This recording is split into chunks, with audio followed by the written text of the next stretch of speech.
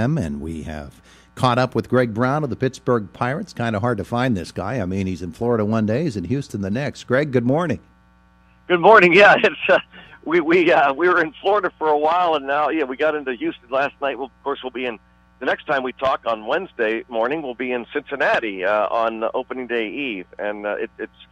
I love Florida, but it's great to be out of Florida and getting closer and closer to the real thing. Yeah, I imagine once you get there for spring training, those first couple of weeks are great, and then you're just itching to get ready with the season. So what was it like in Florida with the Pirates? We watched the games. We saw the progress being made, the guys that opened up a few eyes, the guys that maybe sort of treaded water a little bit. Your impressions of what spring training was like for the Buccos? Yeah, it was weird for me too, Todd, because I went down there earlier than ever before. I arrived February 7th, even before pitchers and catchers reported. But I didn't feel like we use the term Groundhog Day a lot down there because everything is the same. Even the weather is it's like 80 degrees and sunny every day. There's barely no change, which I know people don't care to hear up north, but that is the truth, and it just becomes monotonous. And but it was really uneventful, which is a good thing. There weren't any major injuries to talk about. Elias Diaz, who caught last year with Francisco Cervelli and did such a great job, came down with that kind of mysterious virus that knocked him out for virtually all of spring training, and now he is back getting ready. His spring training just underway, which means Jacob Stallings will be the backup to Cervelli. But really, other than that, there were no major stories. Last year, when the team reported to spring training, I think people were still kind of bitter, and that it seemed like the talk was all about trading McCutchen and Cole, without the realization that the Pirates were looking to get better quicker. That's the reason they made those trades. It was better for the organization. It turned out to be the case. The Pirates won more games last year than most people thought possible, and because of that and the development of the team, they should win more games this year. They should contend this year for a division and or a wild card, and I think the players know that. There was a quiet confidence. There was a nice buzz, optimistic buzz in the clubhouse amongst the players. And now that they got on the plane last night all dressed up in their brand new suits that they ordered earlier this spring, and they feeling good, all gussied up and ready to go and looking professional. And they arrived and checked in at the hotel last night, and they'll play in a major league ballpark tonight and tomorrow afternoon. Even though it doesn't count, at least it's closer to the real thing.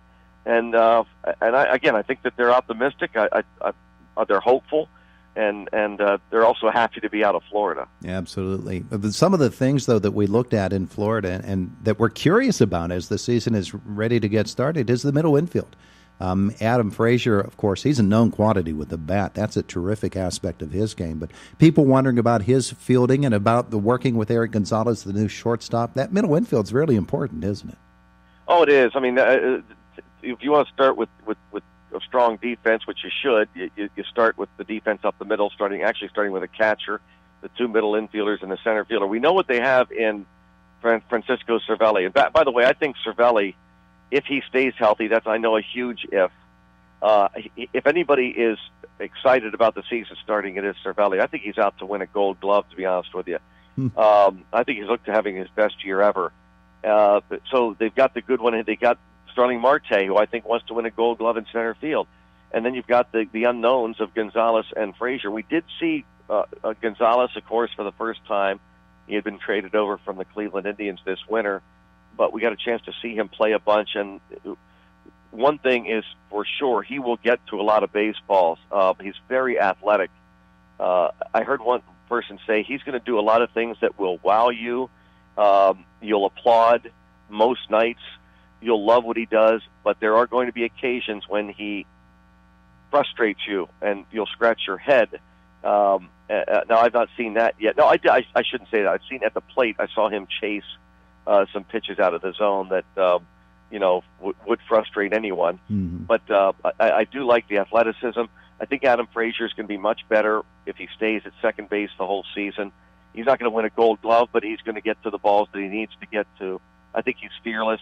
By the way, it was interesting, I thought, yesterday that against a pull hitter, Chris Davis, the Pirates employed a 4-man outfield. Oh, yeah? They moved Adam Frazier from second base to right center field. It was like a softball game. They had 4 outfielders out there. It was bizarre. That might mean they're thinking about doing that on occasion during the regular season. But Frazier will play second base on most nights. I think they'll be okay defensively. I think they'll win enough games with their defense and their pitching.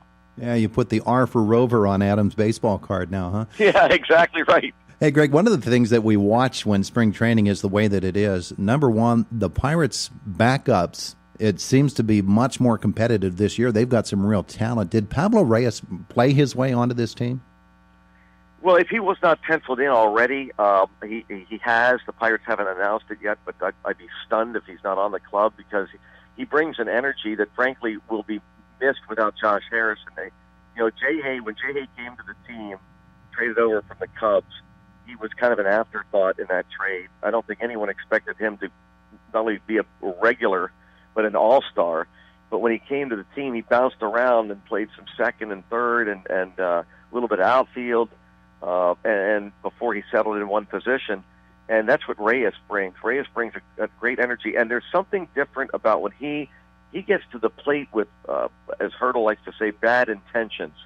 He puts a whipping on that baseball. And for a little guy, he's got some just tremendous bat speed, and he can barrel that ball. And so I think without a doubt he's on the club. And I think we should never limit ourselves or limit anyone when it comes to what they might be able to accomplish on the baseball field. And Pablo Reyes, I think not only does he make this team, but who knows, maybe he becomes a regular somewhere. And at the very least, he helps the team win, being a super utility man at the start of the season. Absolutely. Maybe on Wednesday we'll talk some pitching, and maybe we'll talk a little Steve Blass, too, because I know that's a very special part of this baseball season. Greg, thanks for being with us this morning. We'll talk to you Wednesday from Cincy. Thanks a million. Great shape. Thanks, Greg. We'll see you. Bye-bye. There's Greg Brown of the Pittsburgh Pirates.